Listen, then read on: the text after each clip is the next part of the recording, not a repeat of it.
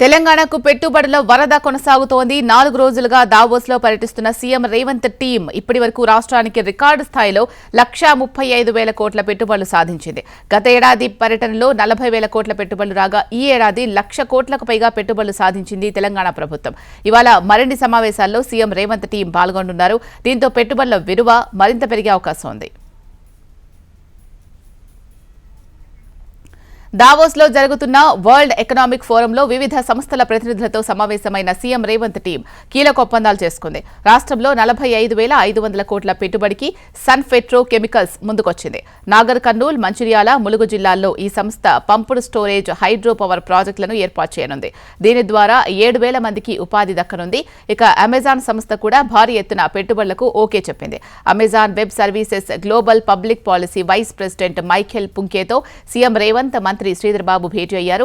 ఈ భేటీలో 60,000 కోట్ల పెట్టుబడులకు ఒప్పందాలు జరిగాయి. భవిష్యత్తులో ఆర్టిఫిషియల్ ఆధారిత క్లౌడ్ సేవల అభివృద్ధికి అమెజాన్ ఏర్పాటు చేసే డేటా సెంటర్లు కీలకం కానున్నాయి. కొత్తగా చేపట్టే విస్తరణ ప్రణాళికలకు అవసరమైన భూమిని కేటాయించాలని అమెజాన్ వెబ్ సర్వీసెస్ రాష్ట్ర ప్రభుత్వాన్ని కోరింది. అందుకు ప్రభుత్వం అంగీకరించింది. దీంతో తెలంగాణ రైజింగ్ దిశగా ఏడాది కాలంగా ప్రజాప్రభుత్వం చేసిన ప్రయత్నాలు ఫలించాయి అన్నారు సీఎం రేవంత్.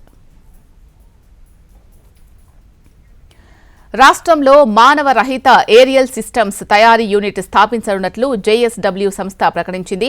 అమెరికాకు చెందిన డిఫెన్స్ టెక్నాలజీ సంస్థ అనుబంధంతో ఈ యూనిట్ నెలకొల్పనుంది. దాదాపు 800 కోట్ల పెట్టుబడులు పెట్టనుంది. దీనికి సంబంధించి దావోస్ వరల్డ్ ఎకనామిక్ ఫోరం సదస్సులో జేఎస్డబ్ల్యూ డిఫెన్స్ అనుబంధ సంస్థ అయిన జేఎస్డబ్ల్యూ యుఏవీ లిమిటెడ్ కంపెనీతో రాష్ట్ర ప్రభుత్వం అవగాహన ఒప్పందం కుదుర్చుకుంది. ఈ ఒప్పందంతో దాదాపు 200 మందికి ఉద్యోగాలు లభిస్తాయి. రక్షణ రంగంలో అత్యాధునిక సాంకేతిక పరిజ్ఞానంతో పాటు తెలంగాణ అభివృద్ధిలో ఈ ప్రాజెక్టు క్రియాశీలకంగా మారనుంది.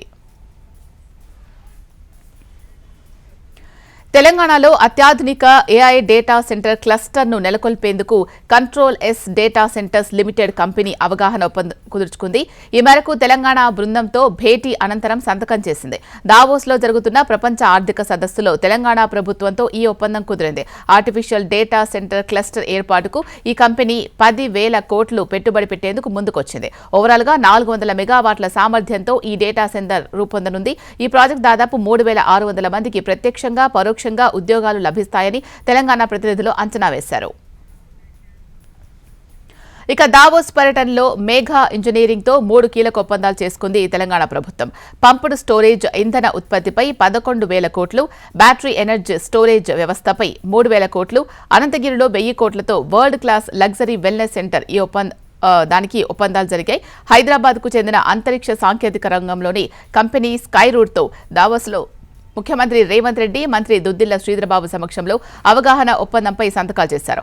ఒప్పందం ప్రకారం స్కై రూట్ కంపెనీ తెలంగాణలో ఇంటిగ్రేటెడ్ ప్రైవేట్ రాకెట్ తయారీ, ఇంటిగ్రేషన్, టెస్టింగ్ యూనిట్ను ఏర్పాటు చేస్తోంది. ఇందుకోసం కంపెనీ దాదాపు 500 కోట్ల పెట్టుబడి పెట్టనుంది.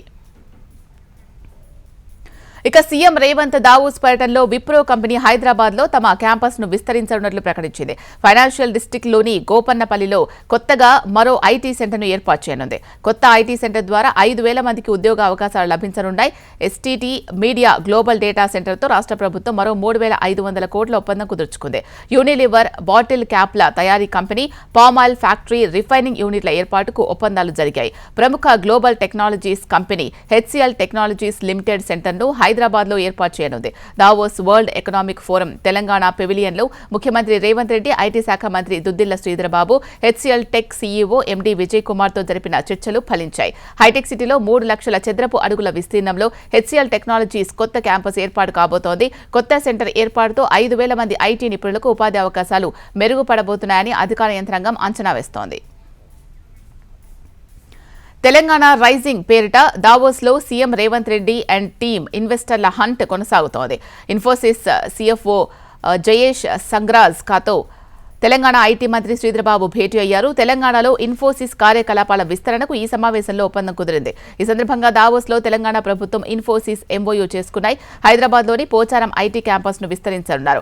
ఫేజ్ 1లో 750 కోట్లతో కొత్త ఐటీ భవనాల నిర్మాణం చేపట్టనున్నారు. ఇన్ఫోసిస్ విస్తరణతో 17,000 కొత్త ఉద్యోగాలు రానున్నాయి. వచ్చే 2-3 ఏళ్లలో ఈ కొత్త ఐటీ భవనాల నిర్మాణం పూర్తవనుంది. రాష్ట్ర ఆర్థిక వ్యవస్థను వృద్ధి చేసే లక్ష్యంతో అన్ని రంగాల్లో ప్రముఖ సంస్థలు, పారిశ్రామిక దిగ్గజాలకు ప్రభుత్వం తగినంత మద్దతు ఇస్తుందని అన్నారు మంత్రి శ్రీధర్ బాబు.